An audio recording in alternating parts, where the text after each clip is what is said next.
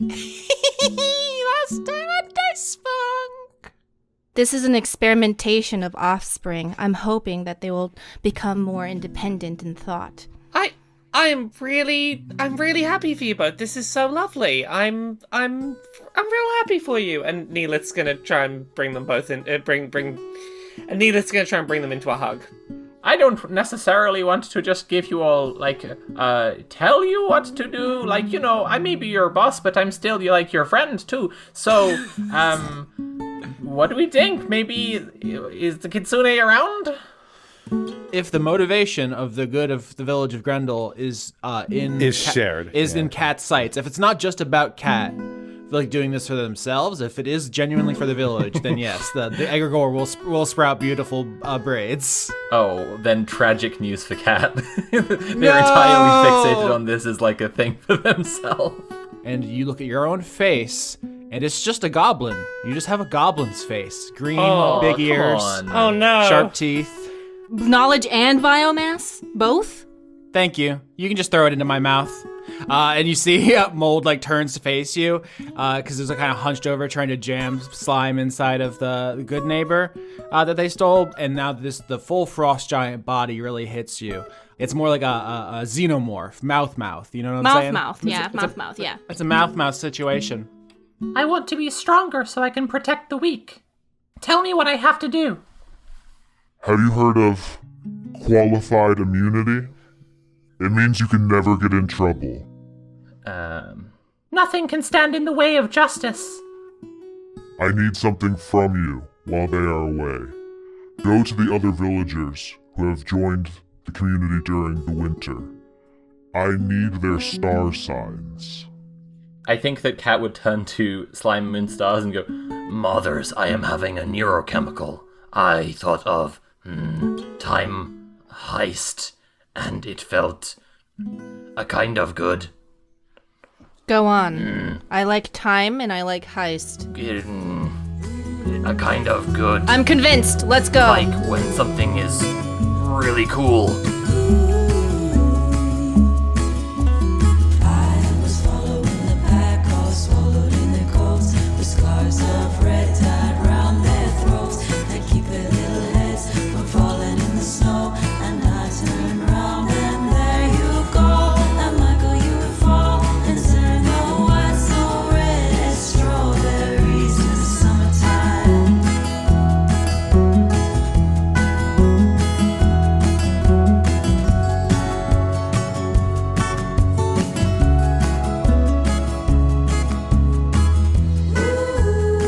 So if you were a really niche ghost, what kind of ghost would you be?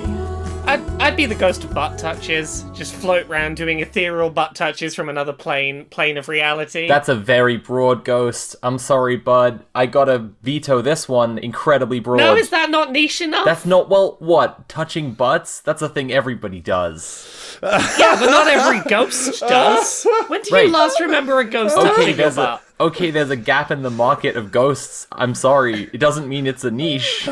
Hey, I think that's my niche. I think in the living world, I have established my niche such that when I am a ghost, I get to be the butt-touching ghost. Ooh, I wrote the book on butts. I'm the ghost of big dogs. Only the biggest dogs. If you're a regular-sized dog, fuck out of here. Small dogs, don't even think about it. You're gonna get to meet Clifford in hell.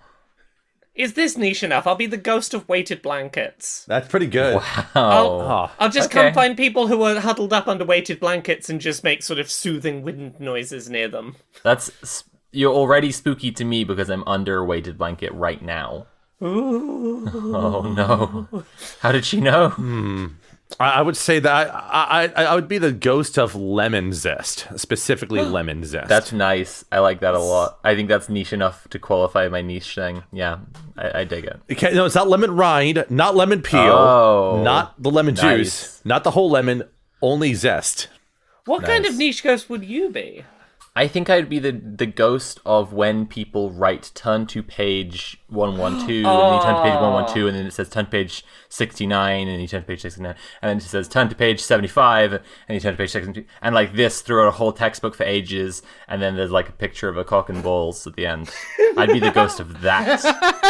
That exact thing. That's a pretty good niche That got ghost. more niche as it was going. Yeah, I definitely did need to get more niche, huh? I was. You finally turn to that last page with the cock and balls on it, and then the kind of it's the horror shot where it's like side on, and the person's face is like lowered down to be looking at the textbook. So when they sit up, straighten up, right? I'm there. That's the jump scare. Okay. I've got my niche ghost. Okay.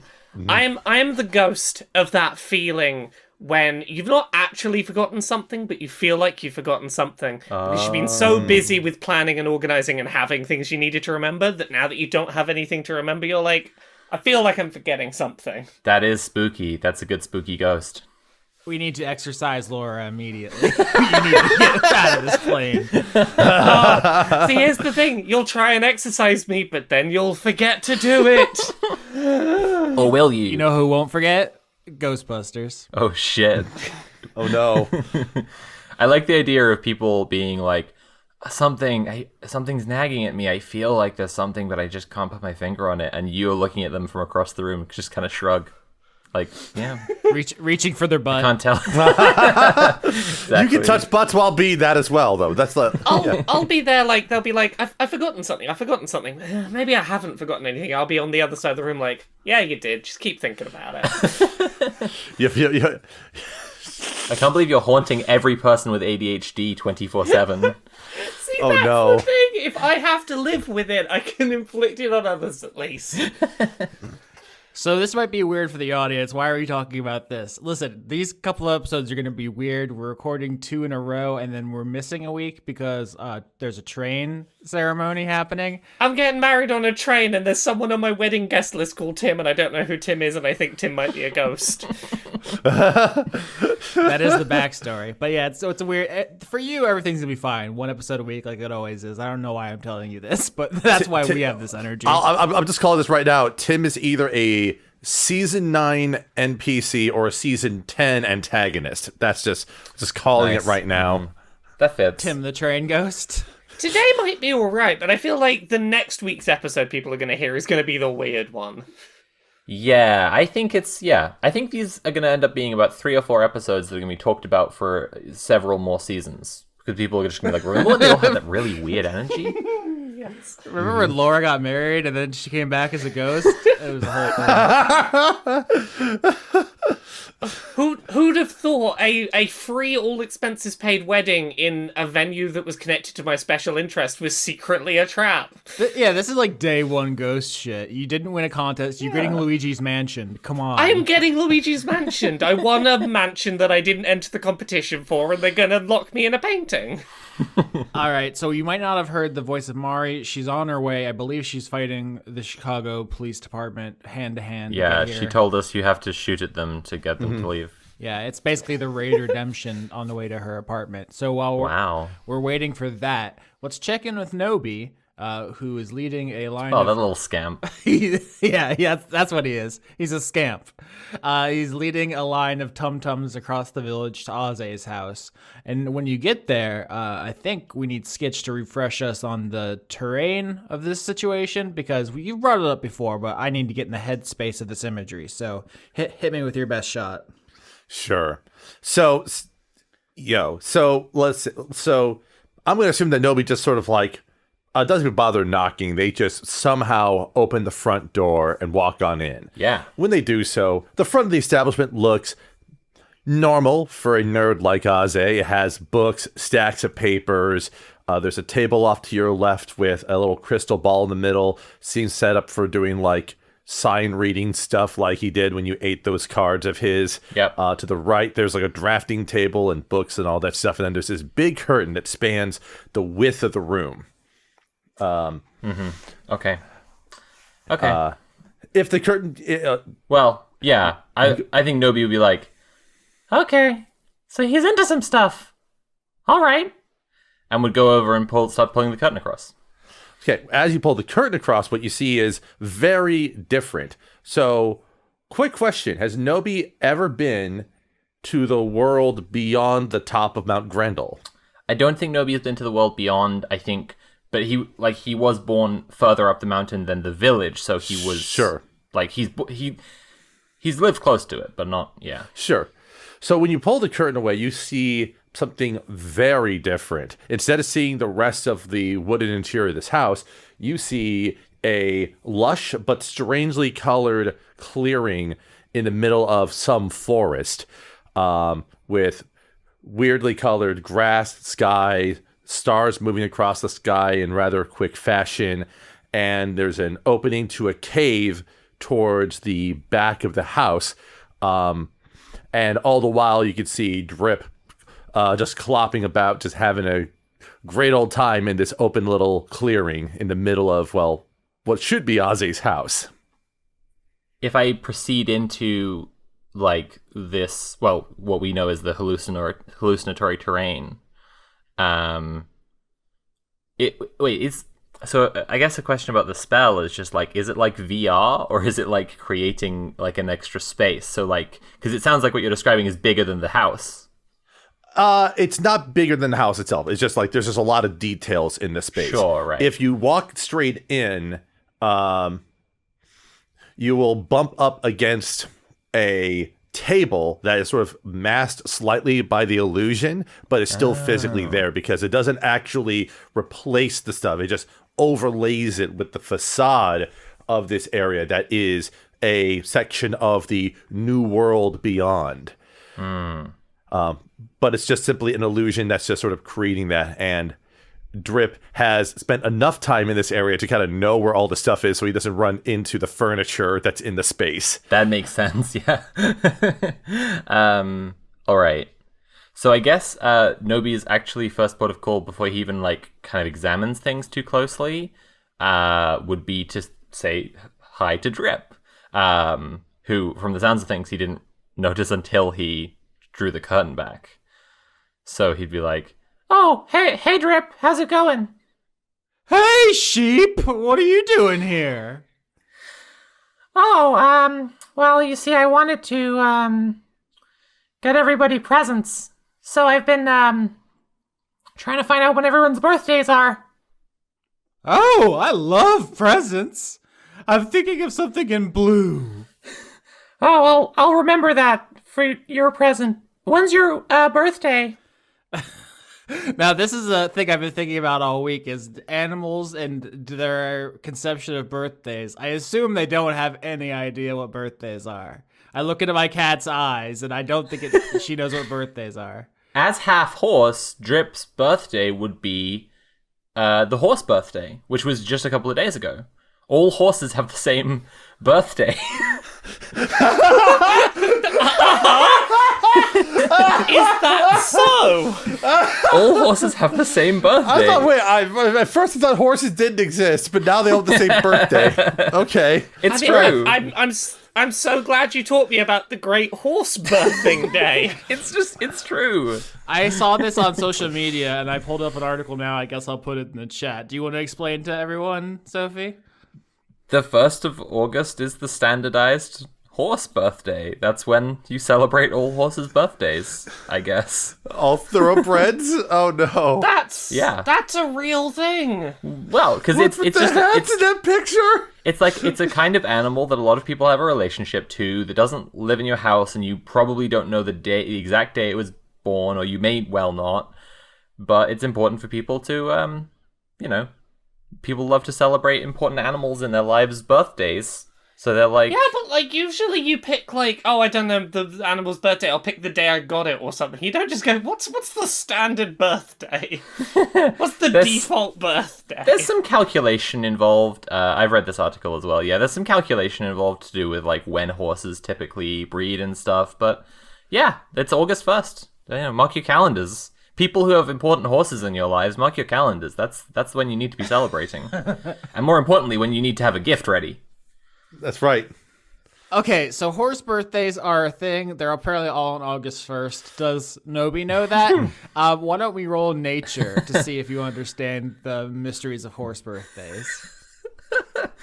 Okay, this is a thing that I don't point out enough, but ironically, and it's just because of the general low intelligence, the Dream Team has a -1 on nature. They're not great with nature. So 4 is what I rolled. Yeah, that's obviously terrible. So Drips just says I was born on Tuesday, and that's not helpful to you. Oh, Jesus. All right. Mari, you're here. What are your thoughts on horse birthdays? The concept of time is stupid. It is. That's why all horses have a standard birthday. They all have one birthday. The horse birthday. Oh, you get it all out of the way at once. Yeah, they all have the horse birthday. Do they all trade presents? I like to think so. I recently learned that in Korea, when you're born, you're considered to be 1 because you're in your first year, and then on New Year's you become 2, and so on, because your age Same is like in Japan. right. Okay. My Ji-chan had his 100th birthday, and my mom went, "He's actually 99." And then and I was like, "Okay, what?" And I was too young I was like, "What? But it says 100. Why are we lying?" But because the year you spend in the tummy is 1, and I'm like, "That's 9 months, Mom. That's incorrect." The whole concept to me was impossible to understand. This is exactly the energy we need to take into the time heist arc, is that time is fake. Yeah. Everyone's lying about time. Nobody was born ever. Wait, I lost it. It's actually when you truly detach from the notion of birthdays, you become able to time travel. That's actually how it works. It's like Neo with the spoon. You just go, there is no birthday. There is no birthday. All right. Shit. So, All right. Yeah. So Nobi, you face your first serious obstacle in Operation Acquire Star Sign, which is that animals don't know shit about birthdays. I'm seeing that. That is a serious obstacle. I think Nobi, ever tactically minded, or so he'd like to think, will change tack, try and accomplish a different goal first. So he's like, Oh, well, like I said, I want to, get everyone presents. So, Aze, I was thinking, he loves stars and, nerd star shit. Just complicated shit to do with stars. So, I was wondering, does he keep his star stuff around here? Because I thought if I could, look at it and learn what that's all about, then, I could probably get him a real bitchin' present. Drip stops listening halfway through your spiel once you said star stuff and goes to eat a big bowl of blood oats, and then is just mouth full, shaking his fin mane when he says, "There's star stuff everywhere." I guess Nobi would look around and be like, Oh, yeah. Oh, so there is. Round it all up, boys. You just do the finger twirl like your troops, and the tum-tum take all the star charts off the wall. Yeah. Incredible. how, what are my odds? So I guess I'd look at all the star charts and whatever is around. Skitch, what's around? What's up? What's in this house? I have a 6-page document that describes that. But yeah, well, that kind of answers my question to some degree. Would I be able to look at the documents that are in this house and understand cosmology?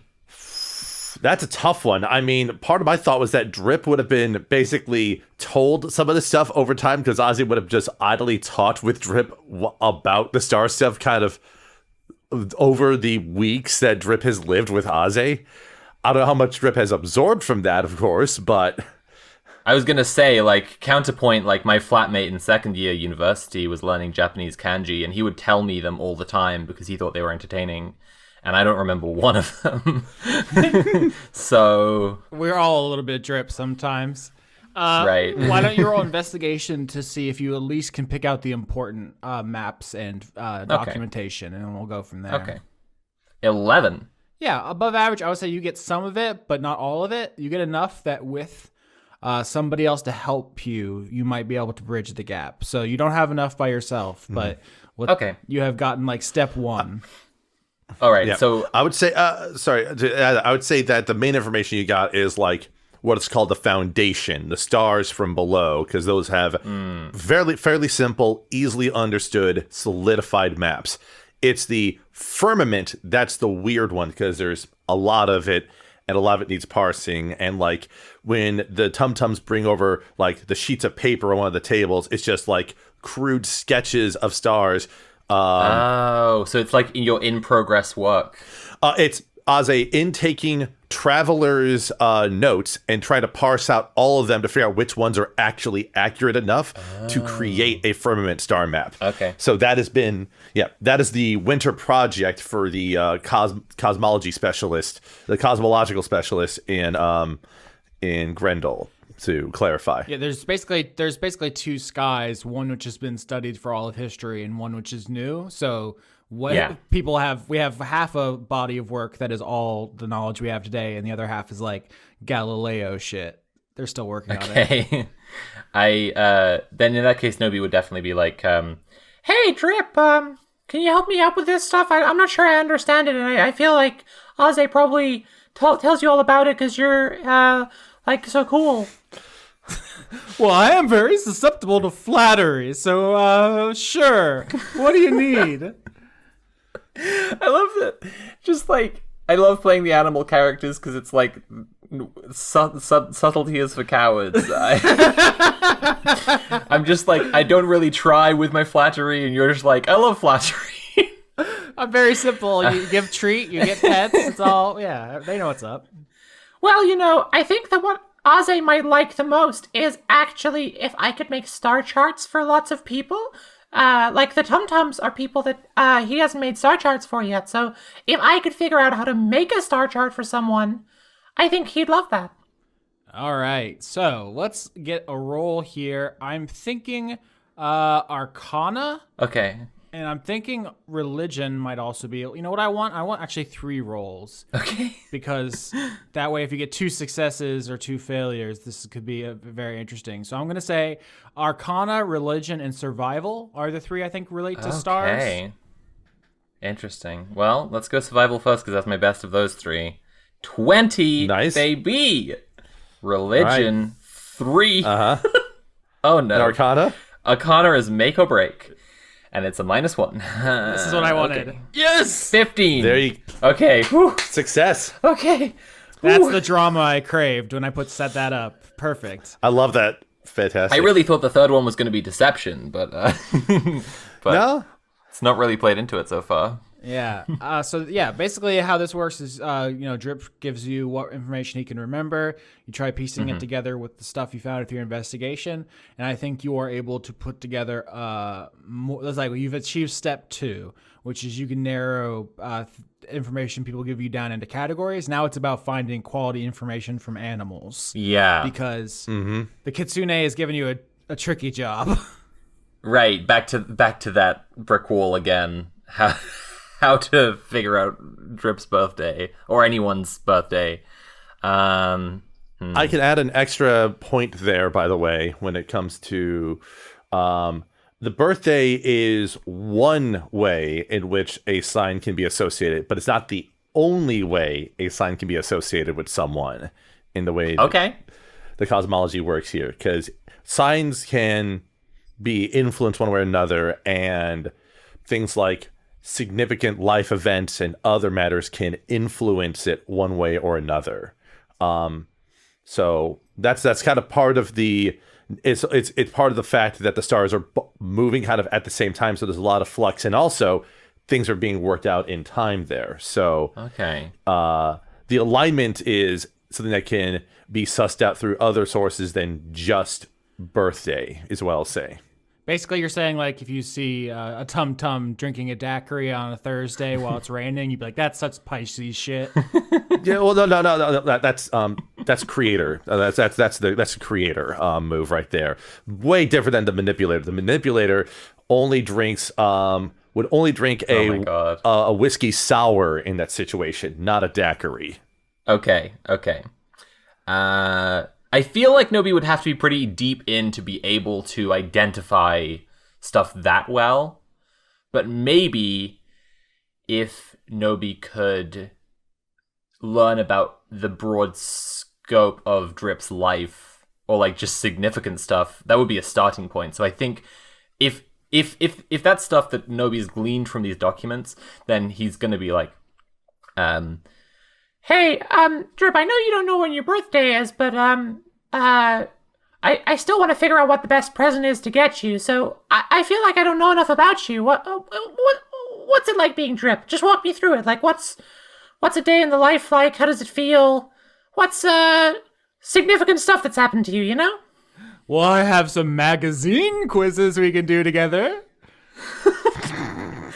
Did Ozzy write the magazines? No, silly. We get them imported from Fuscany. Oh, cool. Yeah, I mean, maybe another time. I'm just dropping the major sign image on here just to have as a side reference. So The puzzle of trying to figure out someone's birthdays. I suppose for a second, it's gonna occur to Nobi in the middle of this, like, Hang on a second. and he like turns to his battalion, right? And he'd be like, Do any of you know your birthdays? I mean, I think that's where we might leave this off, is that you are in a room full of animals and you're trying to reverse engineer their birthdays Right. from a bunch of star maps and Vogue magazines. I can leave off the scene in an even better one than that. Nobi has a realization. He turns around to the tum-tums and he goes, Do any of you know your birthdays? and then a horrified look comes across his face and he goes, Oh my god. What's my birthday?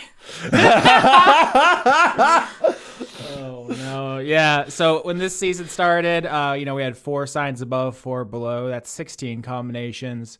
There's 10 villagers, 4 party members, and then there was 2. That means it leaves 2 left, which in my mind, and I didn't tell Skitch this, was going to be Voya and Laszlo. And then Genius left, and Philippa came up, and then Philippa has one. So there's a lot of questions here. Then of course, Nobi and Kat. Yep. Wow. yeah. yeah. Oh yeah, like there's definitely and yeah, we only made 16. The plan was to make even more initially, but 16 is more than enough because it's, I think, easy to think of 4 and 4, and then just the derivations from that. Ooh, also I'll drop this in for anyone to look over. It's what the signs are for the individual villagers, because I still don't know nice. which one's Laszlo. But in any case, this is very fun, and it's very fun to unpack the lore here through the lens of Nobi, to say the least. I definitely think Kat and Nobi are Gemini, though. Come on. I'm a Gemini. I'm so lost. I'm confused even when I look at real astrology. So now I'm just like, what? I'm like looking at it and just I don't get it. You're looking at a 4x4 grid, right? Mm-hmm. See, there's it's like Yes. so you've got, for example, the leaf plus the wing is the travelers. That's like one sign is in the new world and one sign is in the old world. I'll get that. I'm just saying overall astrology wise, like people tell me it and I understand it, and then when they're like, what does this mean? I'm like, no idea. I keep in mind that the astrology. I thought the astrology here was a little bit much. I started reading real astrology shit. I'm like, oh my gosh, this is so complex. Oh yeah. Good gosh. Yeah, no, one time I would looked up how compatible I was with the person I'm seeing, and I had no idea what there was a math table. Yeah, you don't just need to know the day you were born. You need to know, where was the sun? What time of day was it? What were the stars up Yep. to at the time? You got the concept of dignity and essential dignity. I looked in that. That was a big old rabbit hole. That's why just dignify is just the name of the spell. That's why I also wanted this to be permissible to allow Nobi to get to a solution without being like, oh no, I don't know who everyone's birthdays is. Oh no. Yeah. Did you ever see that tweet? Someone's like, I'm a Taurus, but I told this girl I was a Cancer, so she'd smash. And someone responded like, damn, that's such a Taurus move. And he's like, bitch, I got you, I'm a Pisces.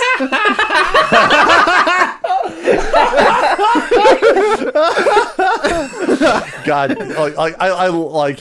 gosh, astrology is just platonic idealism. It's so good for It's this. astral racism. Yeah, I remember I was seeing somebody posting online I get on with my mom even though she's a Capricorn. And I'm just like, what are you doing right now? That's your mom. No, astrology is astral racism, and Myers-Briggs is science astrology. This is a fact. Yeah, more or less. No, the Chinese astrology is correct. I'm a horse, and that feels right so far, so I think it's real. Okay, that one, yeah, it's a real one. I'm the snake. We can all agree on this. So the Moist Watch, 40 minutes into our recording session, you approach the dump. There is a big gate that's locked. You can hear the sounds of soldering on the other side, just like the spray of sparks as Shoko is at work. What do you do? Kat says to Neellith, "Did you bring snacks?" Of course I brought snacks. Shoko, we have snacks. Snacks! Oh my gosh. She spider monkeys across the wall from like a weird angle. You didn't see her Jesus approach. Christ. She's doing like the Exorcist upside down crab walk to get a snack. Oh, God. So Neellith, remove one of your healing snacks for your background, Yep. and Shoko will unlock the gate. How can I help you? Hey, we want to mess with the weird time thing. Time heist. Can we play with the time thing? A time heist in this economy? Whenever your voice goes that high, Austin, Discord does not play with you. It's just like, nope. Yeah, Discord is upset with you every time. You can't do Vento or Shoko on Discord. It's just like, nope. I mean, what better economy to do a time heist in than this one? The economy was better in the past. We'll go heist the past for better economy. Why fix the economy now when we can go to a time where we know it was good? You've convinced me. And All then- of my doubts have disappeared. Come in. This is good Shoko logic. We're acing this scene. Yeah. So Shoko walks into the dump. There's something in the background that's on fire. She doesn't seem particularly bothered by that. She's showing you around. There's just like 8 mountains of trash all over the place that are having some kind of events going on in them. They're covered in pizza rats and they're like shaking from the giant gears sticking out of the earth. We're learning about toxic masculinity. We're sorry for saying lewd things about you, princess. I didn't know you had said lewd things. Yeah. I said something about pulling a thorn out of your paw. You know, it wasn't appropriate. I'm sorry. Hey. I respect women, and your hair looks nice. I will take some time and decide if I forgive you. But Okay. saying nice things about my hair helps. Hey, I like the choice you made about your hair, but not particularly anything inherently about your body, but more what your mind made choices for your body. Hey, and when you do forgive me, which is within your rights, that's okay. Anyway, we're gonna go. So, Shoko, how does the time machine work? I am does the machine work? impressed by the new social justice courses at Goodfellas University. Shoko has a big mug that says "Respect Women" juice, and she just slides it behind a pile of trash, and she just whispers, "The serum is working." I'm going to group therapy. We're gonna talk about my feelings with the boys. That sounds good. Make sure you take appropriate time for self-care individually as well. Yeah, I'm gonna roll around in some oil. That sounds delightful. Fucking hell. I can't Now I want to roll in oil. Hey, come on over to the oil pen anytime you want. I will when I am not doing a time heist. Time ice. Okay. I'll let you go. Hey, Shoko, how does a time machine work? How do we time machine? Well, it's not exactly a time machine. It's as she like pushes some trash aside, so you see the black gear sticking out of the ground, and she says, "It's a machine that bends space and time, which isn't quite the same thing. You remember to jump through time? I needed a portal glyph. Do you remember the portal glyph? So what you're saying is it's not a time machine, it's a machine for time. Yes, this is what people don't understand." It's the distinction between a ghost pirate and a pirate ghost. Got it. It is like a sewing machine is not a cloth machine. I don't know what you're talking about, but I can get you to do time stuff if that helps. It's very dangerous. Why do you think we're not doing it all the time? I mean, I assumed you were. I kind of am. yeah, and you seem seem to be doing well. I'm very powerful and cool. It's the thing, I don't know if you have what it takes. I think we've got what it takes. Time heist. Team time heist. We brought snacks. Clearly we know what we have what it takes. Well, the first thing you need is an item. You remember the portal glyph I used to jump through time? You remember the genius had their gears? What kind of closely held personal magical item do you have that almost certainly will be destroyed? I do not carry items. You say with a big paintbrush sticking out of your mouth. Yes, it's a lie. Okay, good. I have a magic genius Beyblade. You can. I just want to be clear that you've seen what happens to things when they're used this way. The glyph was burned and then exploded into 1,000 shards. So if you're going to use the Beyblades, you're also going to have to make peace with them probably being destroyed. Yeah, I'm okay with this, mainly because Neellith, as useful as they have been, Neellith cannot handle the screaming they do. Aww. It's Sensory overload. Too much. Exactly, it's just too much. I'm with you there. All right, so you give Shoko the Beyblades, and then she goes around the dump, like putting them strategically in like ley lines of time power, whatever that means. She seems like she knows what she's doing, even if it doesn't make sense to you. While she's doing that, Kat goes, Mothers. Yeah? to Slime Moonstars. I realized as soon as I said that, I was like, I was like, Laura, what are you... Neellith. That's allowed. Whatever. Neellith's being protected, being like, yes, child. Neellith could also be a mom, okay? Like, Cat could have 3 moms. At this point, Everybody's a mom now. At this point, Kat says mothers, and everyone responds. Aze is like, yes, that's me. This is like Thanksgiving when your girlfriend says, "Can you pass the gravy, Daddy?" And then you and her father both move at the same time. Oh, no. Don't you hate it when that happens? No. So Kat's like, Never happened.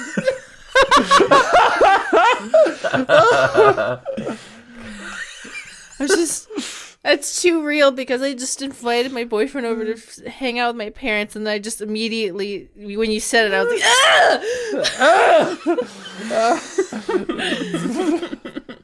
like, We're off topic so much. Okay, you said mothers. yeah, Kat says mothers. Yes, my child. You have produced another sibling. Yes, we've created a younger sibling for you. They're a new type of life. You didn't tell me that I had a sibling already. I thought this would take some time. Oh, is this a shock for you? Did I neglect your emotional needs? I have thought about this. No. However, are you not neglecting the baby? Oh, where is the baby now? Oh, that's okay. The tube monster's there. Yes, we left Squelcher. That's where it's got the idea for the tube throat that it talks out of. Oh, I suppose, I do feel a little hurt that my other sibling has met my second sibling already, and I have not. I am jealous of Squelcher. Neellith quietly does not mention having met the baby already. You go looking for the respect women juice. A mustache appears on Sun Moon Stars' face. It's a slime one. And then Slime Moon's Star's body bends down in a crotch to get eye length with Cat. Oh, no. Cat, I made a mistake. I should have taken you to see your younger sibling sooner. That was my fault, and I failed you. And there's no good reason for it. But I will make sure to not make that mistake again in the future. Can I meet the baby when we are done with Time Heist? Yes, of course. You can meet the baby whenever you like. They're your younger sibling, and you're their big sister. Okay. Then I think I'm over it. Okay. I'm sorry for not being a good stepmother, Cat. You are a fantastic stepmother. You provide physical form, and you act as the brood queen. Ah, yes, I am the brood queen. Slime crown appears above her head. During all this, Ozzy's just been kind of like nervously just standing around, arms crossed in front of him, just as he watches Shoko get everything set up and listens to everyone else chatter about. He has been relatively silent this whole time. Yeah, I think Shoko sees everyone else talking about brood queens and children and doesn't want any of that. So she explains the time rules to you, Ave. She says, okay, so you're not really going to be jumping through a portal into the past. We don't have a portal glyph. What I'm doing is bending past realities over our own so you could experience them. So you can't affect the future. Does that make sense? You can't kill your own grandmother or anything like that. You can't do any Back to the Future shit. You're opening a window for us to glimpse and directly perceive the past without us having the ability to manipulate it. Don't try to match my metaphor with your metaphor. You don't know what you're talking about! This is a read-only cassette. We can't write over it. I could not kill my mother in any way that matters anyway. That's cool. I wish that was true. My mother's weak. I whooped her ass. Why? She was talking shit!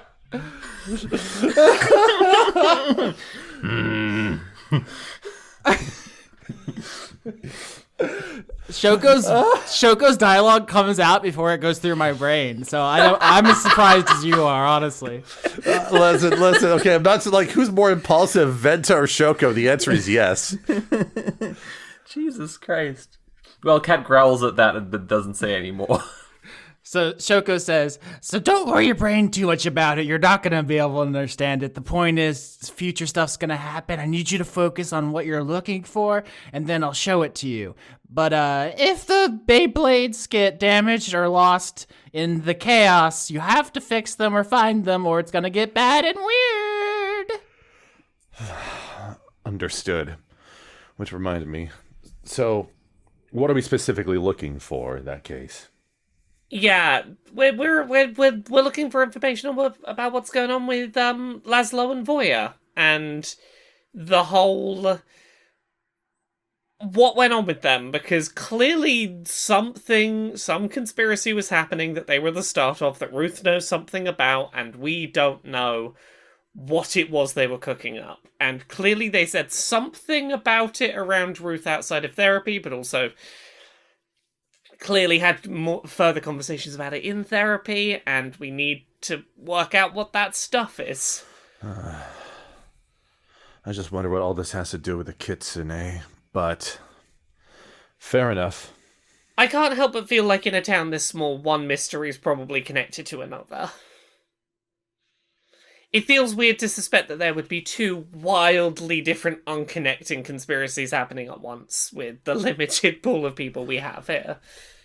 Like, Ozzy just nods softly in response to that, but doesn't really say much else. He does appear incredibly nervous and skittish about all this regardless. You probably should be nervous, just by the way. By the end of the last time I saw the genius, all their veins were wires, so... Anyway... It'll be fine! I do not want to be wires. I don't want to be wires either. We'll do our best to not be wires. You'll probably still be able to eat after just a little bit. Uh-huh.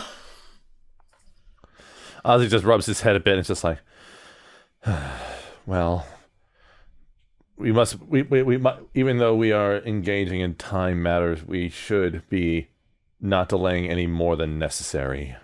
If any of you don't want to take the risk of going in, that's okay. I'm definitely gonna go, but yeah. I have a question, Shoko. That's me. For a successful heist, time management is very important, but we are time traveling. So, how much time will we be gone for? I told you it's not time travel, it's time folding. I'll be here with you the whole time. Not with you physically, I'm gonna be in the dump interfacing with the machine, and you're gonna be folded. Okay, so I am not in any danger. If it was worrying you, I am not going to die horribly. That's important to keep in mind. For me, that's the most important thing.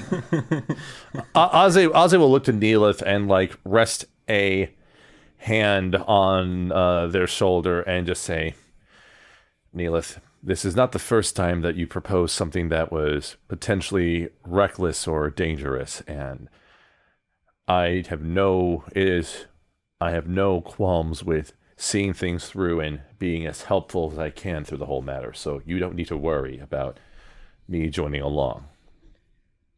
Okay, just don't murder me in the past. I'm joking, that is not in character. A good heist would have a murder betrayal. No, you said it wasn't in character, it's fine. Alright, keep your hands and feet inside the screaming Beyblades at all time and prepare to be folded! The classic time fold. Oh yeah, this is a classico. It's the classic time fold we all know and love from the old stories. All right, make sure to keep your destination in mind. Goodbye, bye. So I'll ask, like outside of character thought here, is this? Are we making more like a time like lasagna, or is this more like a time croissant? I think it's time croissants, like what we're doing here, right? It's a time calzone. Time calzone. Is the butter or the crust the time? Or are we the butter? Who's the butter in the croissant? I am the oregano tomato sauce. See, this is the problem with time travel plots, is people are always arguing about whether it's lasagna or croissants, and it always weighs the story down. In this time scenario, are we the pastry or are we the butter being We are folded? definitely not the pastry. We're not the pastry. Time is the pastry. Okay, so are we the With the plate that it's served on. I guarantee that the time is the pastry. That's quantum physics. So there are 3 Beyblades paced at even distances apart from each other, kind of a Triforce situation in the dump here between the different spinning black gears sticking out of the ground and like purple lightning arcs between them. This was described, I think, in the Chris the Gone Goblin episode when Chris described the machine activating the portal so that they could go to the future. So that same effect happens. There's purple lightning connects these artifacts, and everything around you begins getting extremely non-Euclidean, which we discussed before. Angles are wrong and spaces are warped. Time is bendable. You see Shoko's smiling face from outside the purple lightning storm, just grinning wildly. She has the glove on with all the needles on it. She has a book that's full of fire. She might even be looking into it as it pulses like burning knowledge into her brain, which is not a great time to not be paying attention to what she's supposed to be doing. But you are all enveloped in this really strange electrical feeling. I'm sure you've all been electrocuted before, right? You know that feeling? Oh, yeah. Yeah, sure. I studied electronic engineering. I have. Gosh, you should have seen me yesterday. It was just way too much. But anyways, That's the entrance exam to become an electrical engineer. They're like, just touch all these diodes or whatever. Let's just see what happens. It's like the Indiana Jones picking the Grails. If you're like nope, they're like okay, listen, okay. After a while, you get to understand what the Voltville rating is for various electrical shocks. It's really kind of fascinating. And that's a terrible pun. I'm not apologizing for it. Oh, jeez. I thought I was smart until I saw a circuit diagram, and then I was like, oh no, I'm a jock. Oh no, I'm a jock. That's a pretty good. That's good energy right there. So as you all get this all over fuzzy feeling of being like mildly electrocuted and the world around you bends in incomprehensibility, all of your minds are focused on different things. I think Aze. Yeah, Kat's thinking about Shoko's mom. Okay, that's good. I mean, Aze said he was wondering about the Kitsune, which I believe is at the core of this actual arc mystery. Neellith is thinking about Voya and Laszlo. So there's all these different thoughts. Slime is 100 million different thoughts. I'm not even going to try to delineate them. Well, did they get spun out like in like one of those spinny things that gets sucked out of Sun, Moon, Stars? Wait, what? Because you're in a Beyblade and it's spinning, so then slime will get The Beyblades are around us. spun I think out. we're on the Beyblades. Are Oh, we? okay. I've completely misunderstood. I thought we were each in a Beyblade. Okay. No. All right. Sorry. I was at the store the other day and they still sell Beyblades. Incredible. Yeah. The same people are still buying them. Not new children, just adults. That's how adults settle their arguments now, I thought. That's what we're going to replace the justice system with. Well, instead of duels, we challenge each other to Beyblades. Am I reliving a different life than everyone else? It's what 6th edition D&D is going to replace dice rolls with. You just have a Beyblade battle, and if you win, you succeed the roll. Wait, I think that would work. I think so. It's a win or loss system. You either succeed or They you have to don't. do something. It'd be a way to piss off everyone who's a longtime fan of D&D, so it sounds like something that WotC would do, so... Yeah. Yeah, if it makes nerds mad, I'm in favor of it. But that's what Slime is thinking about as the lightning envelops you. It's just like, what if the new edition of D&D uses Beyblade Yeah. as you are folded in time?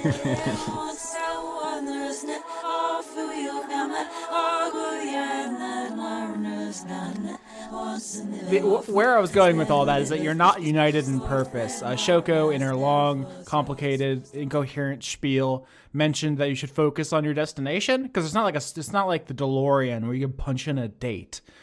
You just kind of have to think about what you're doing the way a warlock does, and you all are not quite doing that. So when the unfolding happens, when the purple lightning dissipates, and you find yourself in a more physical space where you can kind of walk around, you are not met with Voya or Laszlo or the Kitsune or Beyblades. We're in a bakery, aren't we? What about We're in a Shoko's mom? patisserie. Because we're thinking about croissants. Or Shoko's mom. God damn it. Sorry. You find yourself on a grassy hill, and the sky is blue, and you hear a distant call of some kind of animal. What do you do? We haven't gone back to like dinosaur times, have we? Fuck. Laura, I did a lot of prep for this episode. Can you not? Can you not? What does the call sound like? Like a dinosaur? Pterodactyl.wave. Cat says, "Do you think that's Shoko's mom?" Shoko says, I can still hear you, you little cat. Hey, Shoko, I think we went back too far. Oh, that's no problem. Just align the 3 Beyblades in the formation I showed you, and then you just think again. Where are the Beyblades? You see one on the ground, kind of like fallen over, and the other 2 Cool. are gone. Nice. And there are black lightning burn patterns where they were. Oh, Christ.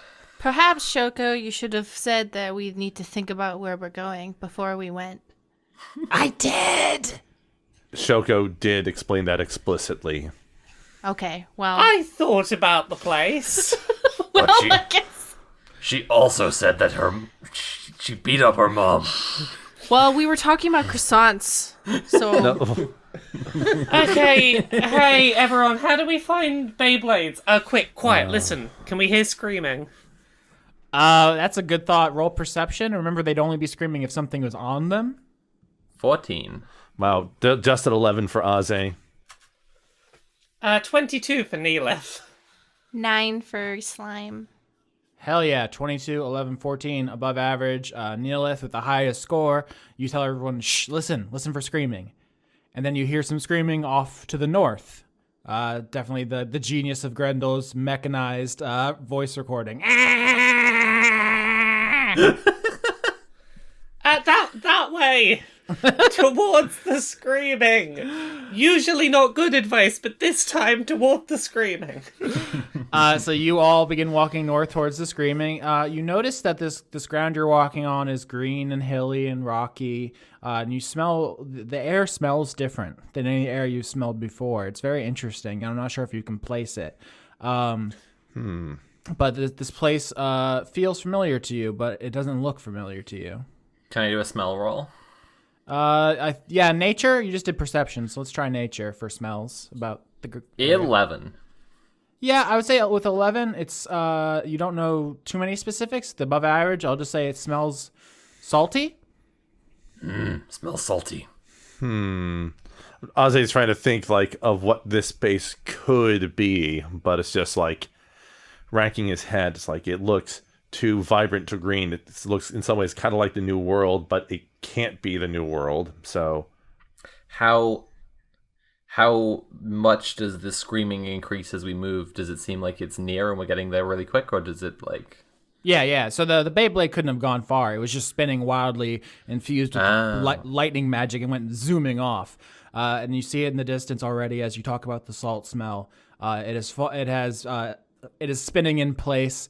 You know, in the distance, you can kind of see it, and it's crawling with little animals that are making it scream. Just like 24 tiny little things, just almost like ants swarming over it. They're bigger than ants, but that's like the vibe, is they're all over it, moving quickly.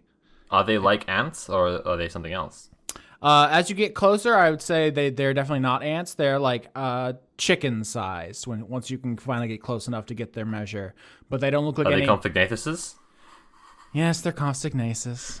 Yes, that's my favorite one. Austin, I don't know what you want from us, because every time we're smart and we understand what you've done, we follow your threads and we follow along with you. You sound upset at us for following the thing you've tried to lead us to. I don't know. I gotta say, I'm running like a mystery campaign right now, and if my players were just like, "Hey, is it this?" I would be like furious. You can lead a horse to water, but you can't help being disappointed when they drink.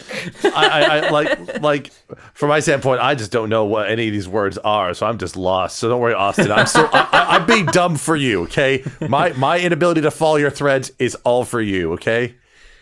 Cat, before doing anything about all the little lizards, is like, when we sort out the time machine, we should go back and remind ourselves to do a better job.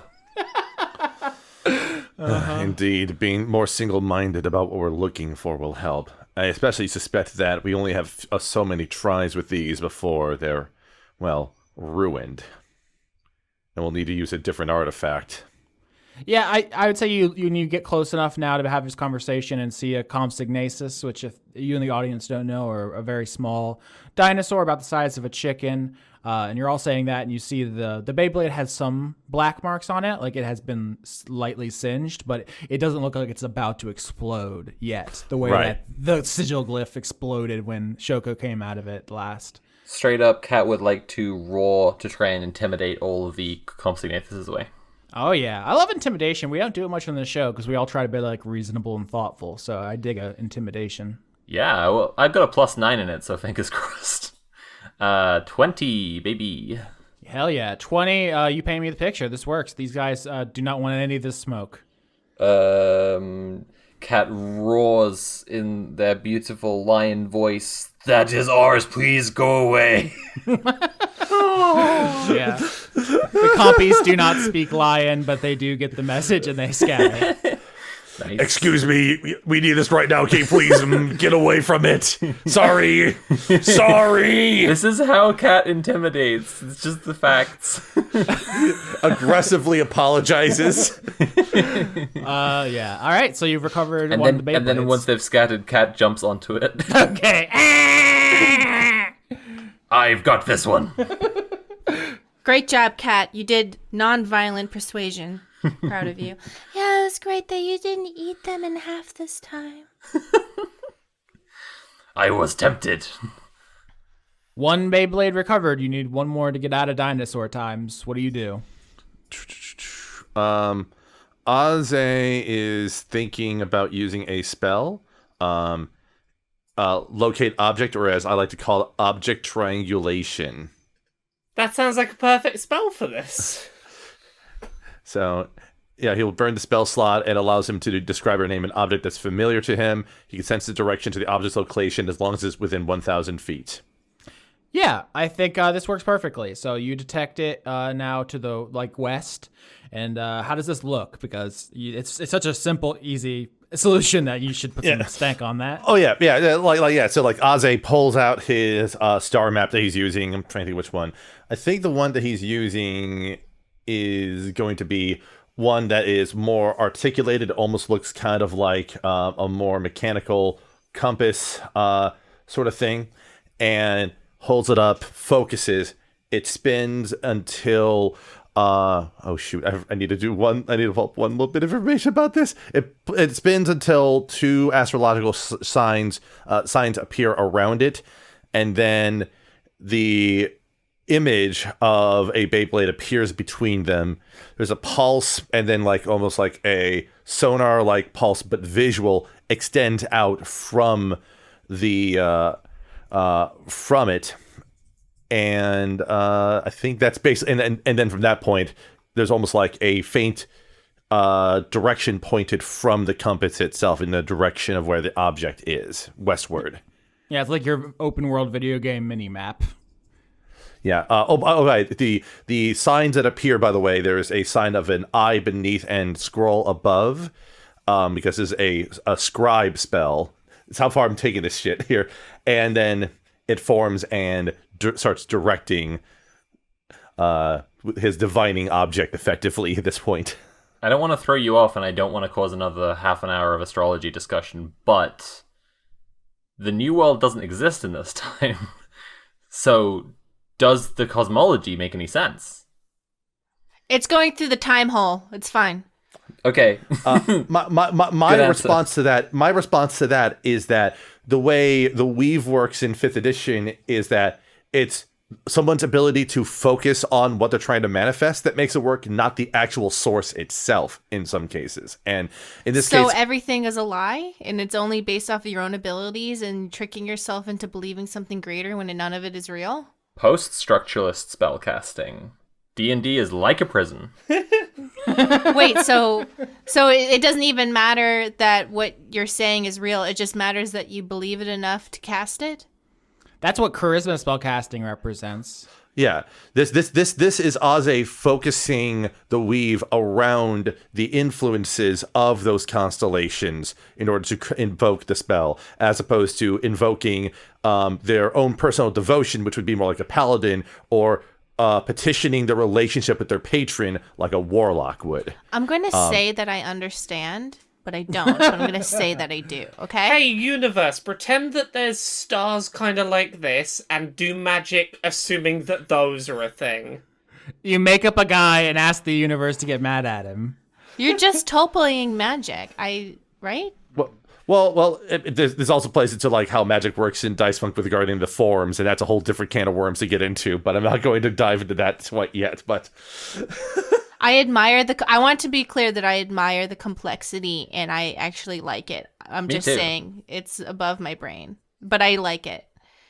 So I've tried to warn you both at the end of last episode and the beginning of this one not to think too much about time travel, because there's a lot going on that you don't understand. And while I think I understand it as the DM, I'm a jock, as previously established, so maybe I don't. Wait, I have something that explains it perfectly. In the movie Looper, someone says... No, was it Looper? It was some other movie about time travel with Bruce Willis. And someone says, I don't get it. What about this part? And he says, shut up. And then they explained everything. So there, we got it. The end. That's the jock response, yeah. Yeah. I will say there's something coming up here that might shed some light on it, which is as you're walking towards where locate object said that Beyblade is, the salty smell gets stronger. Cat, you have your powerful feline nose, and so it's like you're walking towards that scent, and it's like now getting very strong. Do you talk about anything as you walk towards the item? If you think about it, time is like a calzone. What? Anyway, it's a pizza folded in on itself. I always thought it was kind of more like a fondue, just sort of cycling around on itself, falling on top of itself. A little bit liquid? Usually it is, but right now it's like a calzone because it is folded around us, and in the part we are, it is getting hotter and saltier. Well, see, that could be a fondue still, with just the thing you've dipped in the fondue. It's folded around us. Time is a made-up concept. While all this is happening, Ozzy's just focusing on the spell, and if anyone looks like the little eye that's being used as part of the spell casting, like blinks and looks around while the scroll like has stuff written on it by nothing. So it's just like It's all animated and fancy looking. And Ozzy is just trying to focus on looking at the object and is not paying attention too much to the conversation. Can I do perception to look for it? Yeah, why don't you roll perception for me, Slime? Slime rolls a 15. All right, yeah, that's good. So I want to say that with a 15 in perception, you also smell the salty air around you? No. I have to do it gross. My web slime goes out through the ground, out of Sun, Moon, Stars' mouth. Okay. Well, then let me give you this additional thing, which is that because you're sliming the ground and because you have such strange senses, your sensory perception of the world is such that with a 15, this dirt tastes familiar, which is weird. I've been here before, but I don't know when or where this is. But I know that I've been here before. I've eaten this ground. And with your 15 and I think Ozzy's passive perception, you both are not taken by surprise as a large predator glides overhead. Its shadow does catch your eye. Is it a sky whale? That's such a specific guess. I don't know that any of you have ever seen a pterodon before, so I don't know how you would process it. It appears to be a giant flying bird lizard. Oh, I know where we are. All right, we've gone too far. Way too far. We went way too far. Who thought about dinosaurs? I mean, you're the only person who's ever been back this far. Were you thinking about this? I wasn't thinking. I was thinking about croissants, and if we were the butter or the pastry. At the slime council, several slime cells try to slip out the back. Like, who's thinking about dinosaurs? We were thinking about the dinosaurs. We wanted to go back. Maybe it has gone to the oldest point of any of us existing. Maybe this is Slime's birthday. Happy birthday, mothers. Thank you. This could be my birthday. Ozzy posits a thought. If a concordance of thought influences travel, it might be the case that Slime Moon Stars as an entity can oversway wherever we go by their thoughts. So we have to make sure. Shoko says, I like the birthday theory. Shoko, if I meet myself in a time fold, like a croissant, will I croissant? No, this is a time fold. You know the rules. She does not explain. Mother, it is simple quantum mechanics. Wait, if my slime meets my slime, but also it's different slime, will I... Then it will have already happened. You don't need to worry about it. But I don't remember this happening, so then it couldn't have happened, because otherwise I would have remembered... So don't worry about it. Look, you're not really here. You're watching a VHS of the past. Oh my god, what if I'm my own mother and by being here I created myself? Shoko, send a birthday cake back with 10 trillion candles. Oh my god, what if I kiss my mom? This is why Austin doesn't let us time travel. What if my mom tries to take me to prom? This is why my first suggestion was just to burgle Ruth's office. Just abuse your powers as the fucking agents of the state, please. But no, you spend too much time talking about quantum mechanics and the pterodon gets aggravated and starts dive bombing the party. Uh-oh. Slime activates their new battle form that I've been waiting 3 episodes to start. Okay. Out of Slime Moon Star's mouth comes one long spider leg, and then another, and then another, until there's 10 spider legs coming out, and then it pulls out a sack, and the sack spider goes onto her back, and it lifts her up like she's the Queen of Blades, but it's more spider legs. And now... And then like 2 lines of like slime mold pulsating like veins. If you ever look up slime mold, you'll know what I'm talking about. They're coming out of her mouth and connecting to her slime spider backpack. So now slime's like outside of her. So if there's any damage, slime takes it. And also she gets to have cool spider leg wings. Cat jumps and swipes at the big board. Disadvantage because it's flying. I feel like Fuck. there's a universe in which I get to say you can't reach it, but let's get a disadvantage. No, because cat's half ant and ants are really strong, so they can jump really high. I don't think you have a source on ants being able to jump really high.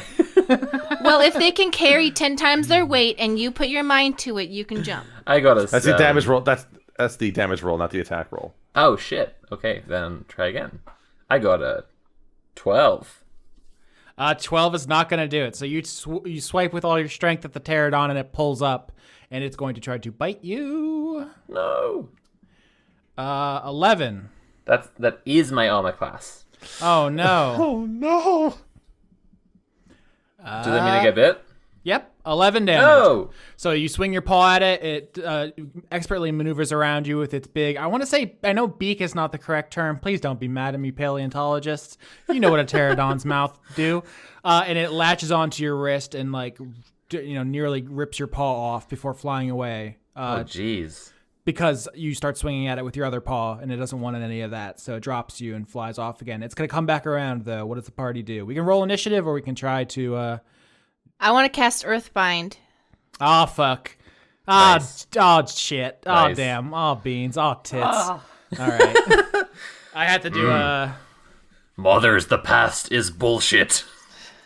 Indeed it is. I'll take you back to civilization. Haha, Earthbind, suck my dick. I rolled a 21. +3? Why did they get +3? Dexterity, they fly.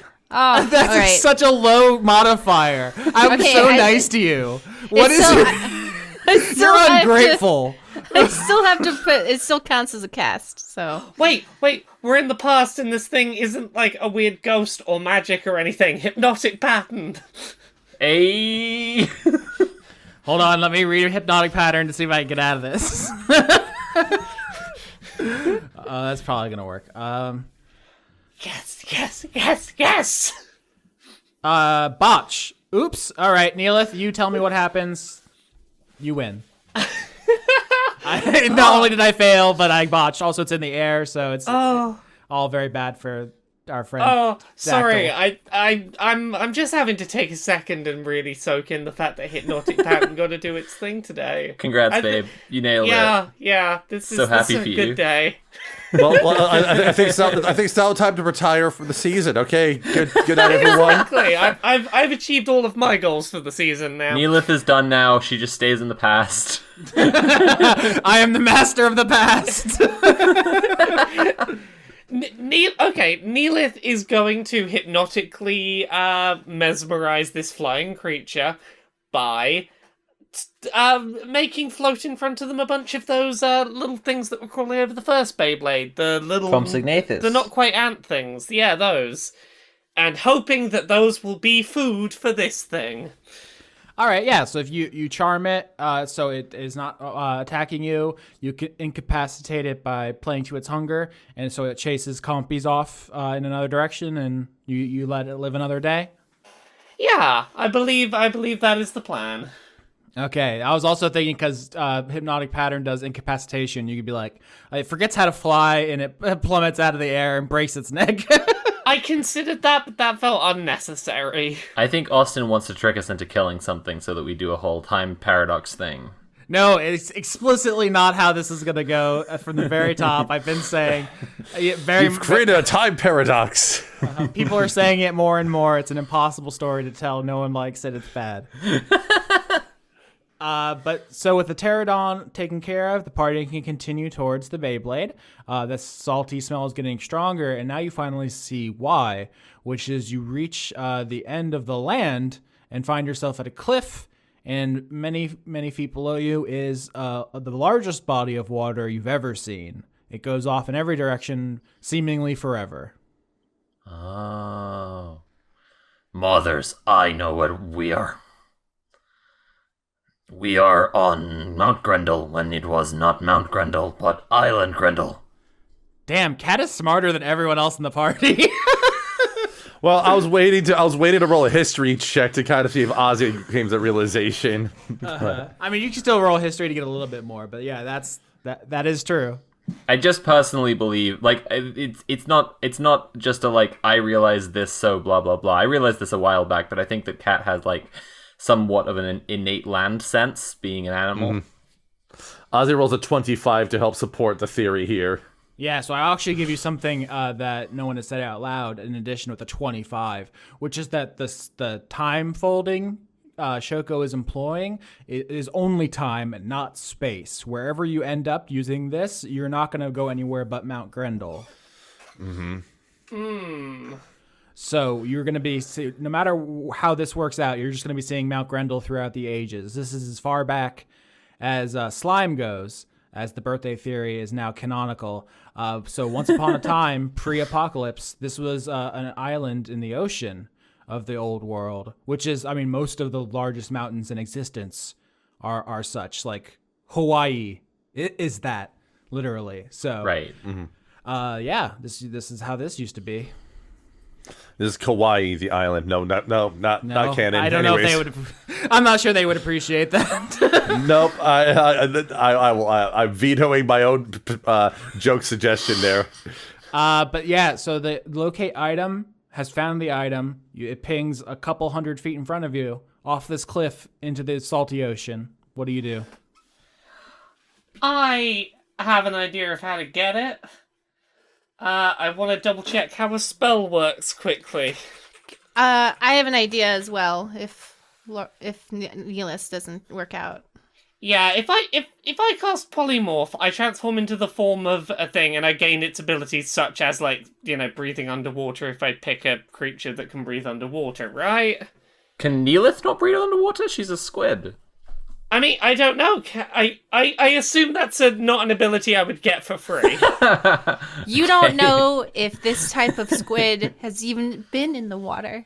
Okay. I mean, I'm more of a space squid than a water squid, but Does D&D 5e list plesiosaur for the I mean, I was polymorph? looking for, like, is there a dinosaur fish I can use? And I feel like giant shark is the closest I can get, because Do you remember when the Animorphs got stuck in a nuclear explosion under the ocean with dolphins, and then they got sent back to prehistoric times, and they could turn into dinosaurs?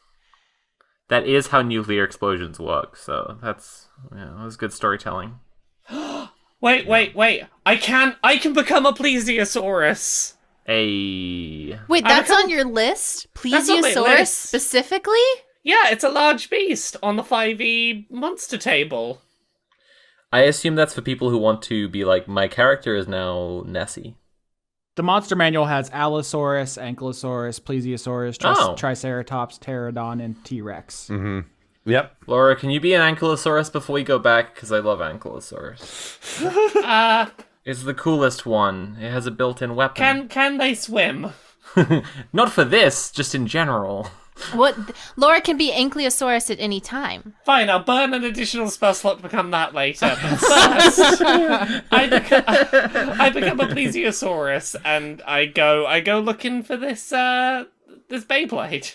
Okay, I need something from you here, which is the flavor of your polymorph. You've done this a couple times, but we've never really discussed, like, does this fit your chef motif? Do you have, like, a bunch of chicken nuggets shaped like different animals, and you just pop one? Holy shit. Oh my god, that's a dino chicken nugget. I was saying like animal crackers sort of thing there, like, you know, just like. See, now you've suggested it. I do think it has to be like some kind of breadcrumb coated pretend animal shape that you just pop it in one mouthful and go, right, here we go. Okay, so you just pop a plesiosaur nug, vegan of course, and just exactly swan dive off the cliff, and everyone's like, "What the fuck?" And they're like halfway down near a plesiosaur. Don't worry, I've got plesiosaur nuggets. Neellith, can you give me athletics with your plesiosaur stats to find the Beyblade before the megalodon finds you? Yes, athletics is a strength based, isn't it? Yep. 8. It's not gonna do it. What am I up against? What is their roll? Well, here's what happens: is you see a giant shadow in the distance, which has been alerted to your presence by your 1,200 pounds hitting the water off a cliff, and it is coming towards you. With your 8, you simply do not get your limbs in order before it starts closing in on you. You just like, oh fuck, how do I swim? Okay, this is my flipper. Oh shit, oh god, what do I do? And so it gets close enough that you begin to see its teeth coming towards you, hundreds of rows of just Oh shit! You know what I should have done? I should have made use of my stealth. I have a stealth stat with I modifiers. was in a megalodon's mouth yesterday. Were you? Oh yeah, you were at a museum or a fish Aquarium. aquarium. Aquarium I was trying is to the word for fish that. museum, you know. I was at a fish museum. That's right. Aquarium. Yeah, so you know, yeah, its mouth is coming for you. I mean, you can maybe roll stealth to hide. Here, there's a lot of stuff in the ocean. 6. That's even worse. Oh no. Even all right, you see a piece of plankton, and fuck, plankton's microscopic. God damn it, seaweed. That's what I meant to say. I suck. Has Neellith forgotten her own size? And she's like, yeah, that's big enough to hide behind. Oh no, I'm big right now. Absolutely, it's the classic. You try to hide behind a single leaf, and your entire booty butt is sticking out. Sergeant, I'm trying to. But I'm dummy thick. I'm done. I keep clapping, and I'm alerting the megalodon. All right, so Sketch I need do the bit.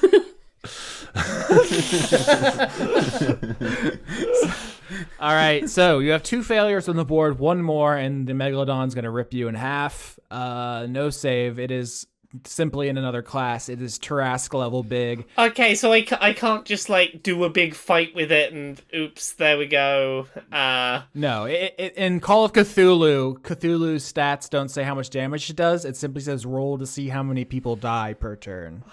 I really hope this isn't how my character dies. They just become a fucking Nessie and 3 seconds later are dead. Well, let's see. What are you gonna roll? What are you gonna do? How do you get out of this? Can I try using dexterity to try and, like, kick up a bunch of, like, sand or something to create a... Oh, you can't see where I've gone. Deception? Neellith, use smokescreen. What would I roll for... Oh, deception's gonna be charisma, isn't it?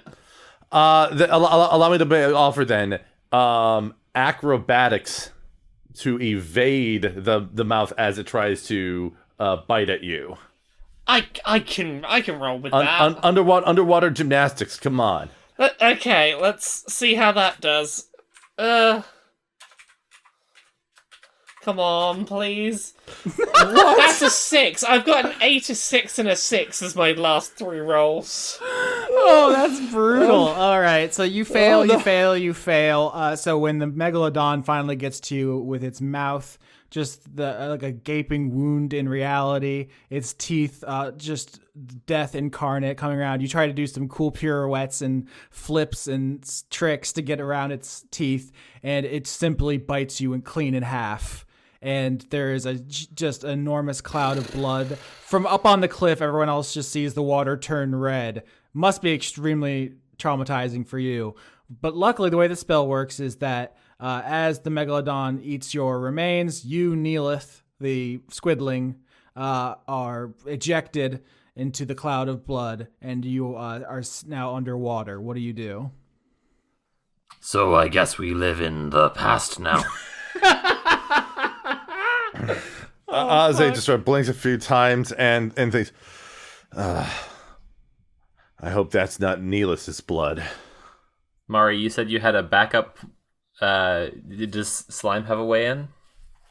I was thinking about it, but then I remembered that Sun Moon Stars is alive, so it's a little more difficult. Damn broads, always holding you back. I know, right? Like, I should have never brood mothered with her. Why are you Well, saying brood mothers that? no problems. I'm right here. Jesus Christ. I'm so sorry, my love. I didn't mean to call you a hindrance. Together we're stronger. Ozzy, you should, moonbeam. I'll see if this can help, but I worry without seeing where it is. If Neellith is in trouble, I might end up hitting them, but I can see if I can distract whatever else is down there. And Aze will conjure up the lunar interjection to try to shoot through, like, the blood mark in the water, try to get, well, the megalodon or whatever is there to possibly get it to move out. 17. It matches, so it does save, so it takes half radiant damage there, so it takes 5 radiant damage. but it does get like this radiant singe on its body that sort of just sustains. Yeah, so you do an orbital strike on the, Sin from Final Fantasy X, and it seems like it notices. I'm not going to say you bothered it, or you definitely didn't hurt it, but it did notice. Yep. You tapped it on the shoulder. Hey, bud. If sharks had shoulders. I would like to CC it away from Neellith, at the very least. Carbon copy? What? No, said crowd control it. Sorry. Oh. I forgot what kind of nerd you were. I was gonna say close. I was gonna say like close combat. No, crowd control. Sorry. That's why I was asking about the range, because my range for cause sphere is 60 feet. Interesting. All right. So cause fear. Want to read that to the audience? Cause fear, you awaken the sense of mortality in one creature you can see within range. And so my little backstory for this is that a long time ago, Slime came across a monk who had reached enlightenment, but the enlightenment was something that they didn't want to know, and they died from the terror of it. And then Slime ate their brain, but they don't really have a concept of why it's so scary. It's only scary to certain types of people. And, but they know that it causes them unbearable amounts of fear, and then they forget because the trauma is too much. So this monk was like, wow, this is a kind, caring universe that loves me. And then they met Slime, and they were like, ah! No. They achieved enlightenment, but the enlightenment was so horribly, because the truth about enlightenment was so horrible that they died from shock. That's what I'm And then saying. Slime ate them. Meeting Slime was the enlightenment, because they realized that the world is an uncaring machine. No, Slime found them after they died from the horror of okay. reaching enlightenment. I got you. I think it's better when slime is the cause. I prefer. No, the story where Slime's not the cause. Slime simply found it. Embrace it. I have a Okay, fine. I'll tell you what I think it is inside my brain, because it's worse than slime. Oh no. I rolled a 2 to resist cause fear, so that's a huge failure. Paint me the picture of Slime saving Neellith from the megalodon as it is afraid. Let me see. Okay, so Slime raises up one of their horrifying spider legs, and out of the tip shoots a dart with a little bit of information in it, and it hits the megalodon in the head, and it injects the horrifying nature that is true about souls and life. And in those moments, it realizes that nothing has ever mattered, and everything is beyond their control, and they just lose it. And then after a while, after a certain amount of time, they forget what they learned because it was too much to know. Oh my god. So you give this animal an existential crisis. It's like, I'm going to be extinct soon. None of this matters. The people will understand. Oh, they will never read the poetry I wrote. It's so beautiful. They swim away. Well, it's worse than that, but I can't tell you because it's too scary. Okay. Okay. Neellith, you're floating in this cloud of blood. You've just experienced the quite visceral reality of having your body bisected by someone's teeth, so I'm sure that's shocking. But then you see suddenly the megalodon turn quite swiftly and swim away as if realizing something terrible and true. So I'm having a bit of a moment here. Literally every spell I have has verbal components, which I can't use underwater. Oof. How close am I either to the Beyblade or to the surface? Because I'm gonna have to make a decision whether I go down or up. Yeah, I'd say you swam somewhat down just from the swan diving as a plesiosaur. I'd say you look down and you could see it wedged in between some rocks in the ground. So you could probably grab it. Okay, so educated guess I can probably grab it and get to the surface and not have died by then. There's a roll involved, I'll say that. But yeah, Neellith's gonna go for it. All right, so that's athletics to pick up the Beyblade, which remember actually starts small, and then when somebody puts something on it, it expands. So it's not super heavy. It's just, can you swim fast enough? So let's get athletics in there. Looking. I rolled another 8. That's Oh my god. All 8s and 6s since I got in the water. Yeah, just a brutal series of rolls. I need a 10, or Neellith is not gonna make it. Well, can you? Well, no. The problem is that Neellith is outside of 30 feet of me, so unless you allow me to do the benefic thing beyond range, I cast Spider's Climb on Aze so he can go down the cliff and be within range. I mean, if you just spider climb down, you can just literally just grab Neellith. It's not a... Okay, then I spider climb. I cast spider climb. Uh-huh. And I go get Neellith. Okay, so let's back up a second. There's a lot of yelling. There's a lot of franticness. To spell it out, Neellith, you grab the Beyblade, and you start swimming up as hard as you can, and you see the surface, and you see the light, and you're so close, and then the darkness begins to creep in, and you hold the Beyblade tight as you start slipping away, and the rest of you see this big cloud of blood. Then you see Neellith bob up, like face down in the water. Slime, what do you do? I cast spider climb. And so, appropriately, just for this one time, I literally have spider legs. And I climb down the side of the cliff with Sun, Moon, Stars just hanging out. And we go get Neellith. And we pluck them out of the water and climb back up. All right, role play that for me. How does that all shake out? Well, we climb down the side of the cliff and we get close, and Sun, Moon, Stars uses their legs to grab half of Neellith.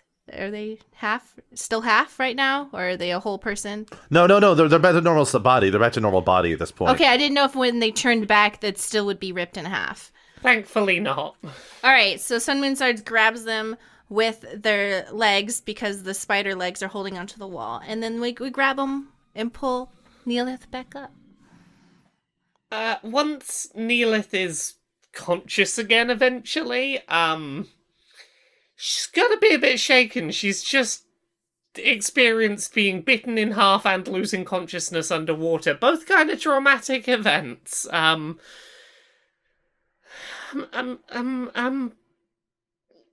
I okay? You tell us, Neellith. Yeah. You're at least conscious. You're alive. Yeah. Neellith is just looking down at herself, making sure she's in one piece. Do you think the presence of your blood in that water is going to cause a horrifying butterfly effect for so when we go back to the future? That's not how it works! It's Shoko again, not how it works. Oh, time croissant. Sorry, I'm still stuck on being bitten in half. I don't recommend it.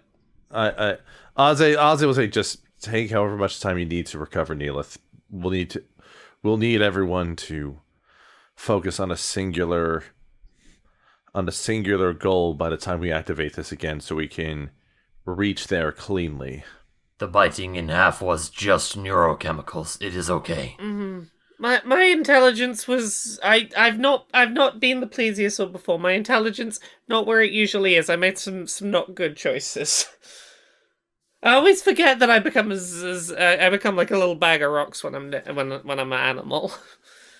Cat, sometimes sentient beings like to touch furry things. Maybe that would make Neellith feel better. Oh, good idea. Neellith, would you like to touch Aze?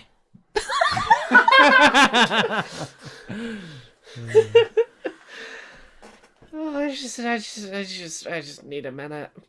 And Neellith is just taking a second to appreciate that she's breathing. Breathing's great. You don't think about how great breathing is until you can do it again, and then you're like, oh heck, breathing's the fucking best. Wow, let's bond over breathing. We all breathe. Aze is just still staying knelt by Neellith and just sort of trying to physically comfort her as much as possible before just remarking, it's like, so are we in agreement about what we are looking to find next when we activate this?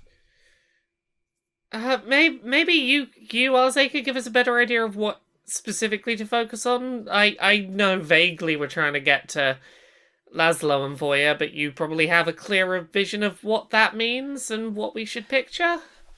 You know, if I'm messing it up and taking us back to dinosaurs every time, I can just wait here for a few 100,000 years. You take Sun, Moon, Stars, and I'll meet you in the future. No, you can't. It's me, Shoko again. It's not how it works. Stop it. Oh. No, we are still in Grendel. We are just temporarily in a pocket that is in the past, and we can't change the past anyway, so we can't stay here. Austin, why did you let us time heist? I said ransack the office. This isn't a time heist. This is a time pocket universe. You volunteered time heist. We didn't seek it. You volunteered it as an I will. option. I did not seek this out at all. But anyways, Ozzy takes a moment and just has a very distinct memory that he can convey to others that might paint a very distinct picture of where we can go in time. But like, so I'm trying to think of the best way to kind of like play this out in terms of explaining what it is to everyone else. But it's just kind of drawing a little bit of a blank at the moment. Back in the governor's office, Philippa's sitting there and she gets a weird feeling and she says, "Water walk isn't a stupid spell. I bet it'd be really useful in a lot of situations." Yeah, too bad I don't have water walk in my spell list for today. It's not a weird feeling. It's her feeling insecure. She's like she's just thinking about what spells she's learned recently, and she's just like, I'm never gonna use this. This spell is stupid. So she says out loud to herself, like, it's not a stupid spell. It's good. I'd use it for loads of things. As soon as the ice thaws, I will use it all the time. You'll rue the day, Lake. You'll rue the day. I shall conquer you. Is stepping on a frozen lake using water walk? I think you could use it to not slip over on a frozen lake. Like, the reason ice is slippery is because it's wet. So, like, again, I'm trying to figure out, Ozzy wants to describe a point in his youth where he would have been around Voya and Laszlo, like, and basically have everyone focus on that time in his youth as the hinging point. Then we should imagine young Ozzy, right? Yes, basically. I think that's basically what Ozzy is sort of conveying. It's like, if you're interested in finding out more about Laszlo via Voya, it's not a secret that, you know, the house that I live in currently is where Voya lived and where I lived with Voya for, well, the 20-ish years before Voya went missing. So, if you need someone to think about to bring us closer to those sort of incidents, you can focus on my youth as an easy point. I feel like the solution is simply just Arze describes a childhood moment where Laszlo and Voya were. We all picture it. So the party's discussing this memory as you trudge back to what the ground where that one day the dump will be, and you put the Beyblades back in their positions, which are marked conveniently on the ground by the lightning burns. And so you have them in this triangle formation, and then you get in the center again. And Shoko says, "All right, think about where you want to go!" And the lightning starts flickering around you again. Yeah, the story that Aze describes is just about a moment when Voya and Laszlo were having a discussion/argument.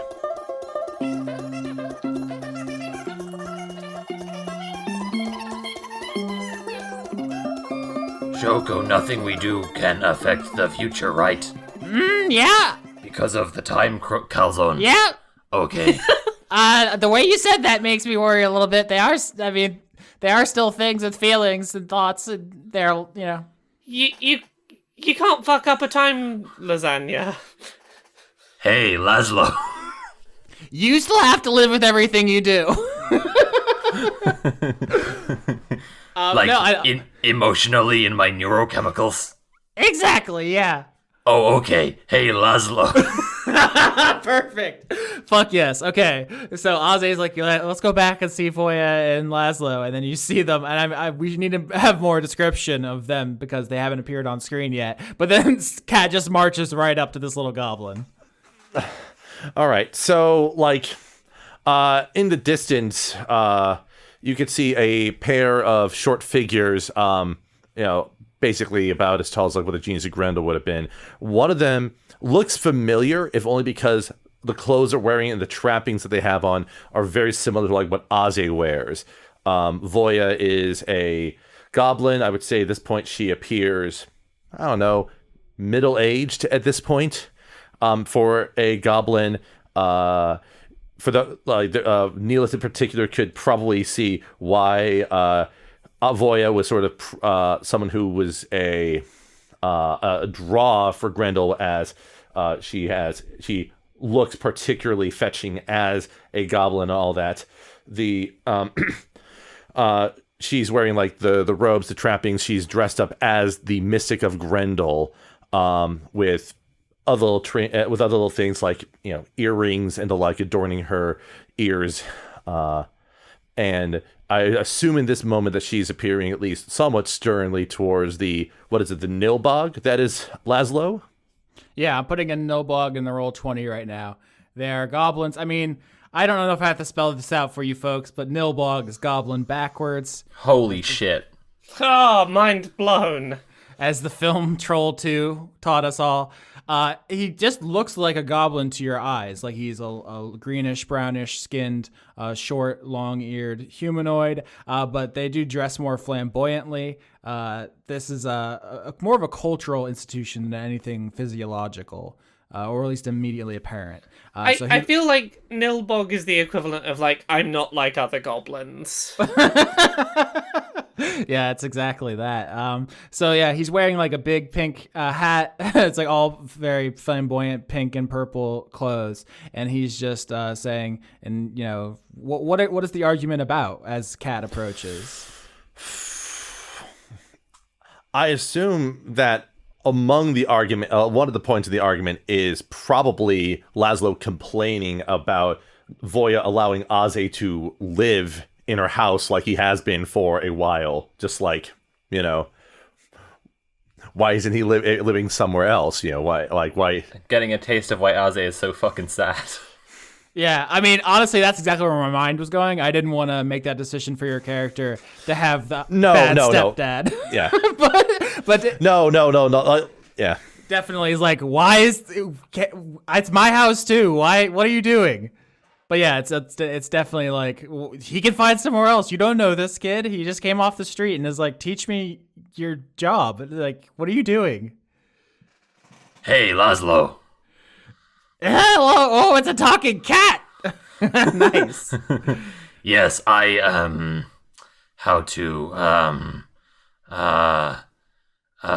Cat, so there's a +5 on the Dream Team's deception there's a +5 to deception on the Dream Team's character sheet, and that is all Nobi.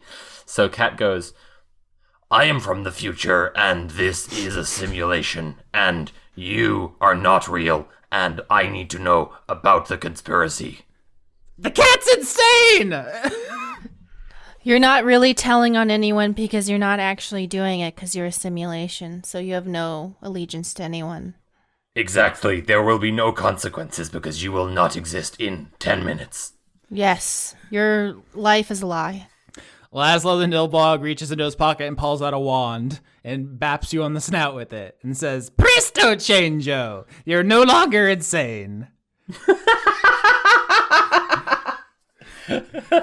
Mothers, he is trying to do conversion therapy on me. Oh, Kill him now! Hey, Laszlo. Quick question. What do you think about the system of governance here and how people have decided to be in power? This is a great question. I should say that because you all marched directly here from the dump, you didn't really take stock of the Beyblade situation, and so I want to say in the background of this scene, you see one spinning through the village. what's on it? Off into the distance. I think probably Shoko from the past. No shit. Neellith is leaving the party to go get that. Oh, I was gonna do it. Do you want to stay in the conversation? I'm happy to go and run and get the thing. Sure. Okay, excuse me, fake Laszlo. Fake Shoko is taking our Beyblade. Stay there and realize that you are fake. And Cat runs away.